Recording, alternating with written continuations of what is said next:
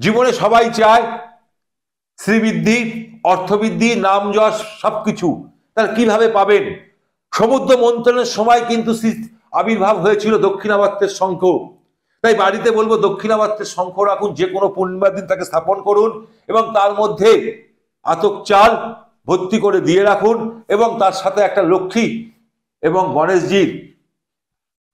গণেশজির একটা কয়েন তার উপর রাখুন এবং প্রতিদিন 108 বার করে ওম বক্রতুণ্ডায় হুম এই মন্ত্রটা পাঠ করুন। তার সাথে সাথে অতি অবশ্যই বলবো ওম শ্রীং হ্রিং সিং কমলে কমলালয়ে প্রসিদ প্রসিদ শ্রীং হ্রিং সিং মহালক্ষ্মী নম, এই মন্ত্রটা পাঠ করুন। দেখুন আপনার জীবনে যদি অর্থের সমস্যা চলছিল সেই সমস্যা থেকে আপনি মুক্তি পাবেন। কারণ যে বাড়িতে দক্ষিণাবর্ত শঙ্খ থাকে সেই বাড়িতে কিন্তু মা লক্ষ্মী স্থির হয়ে যায়।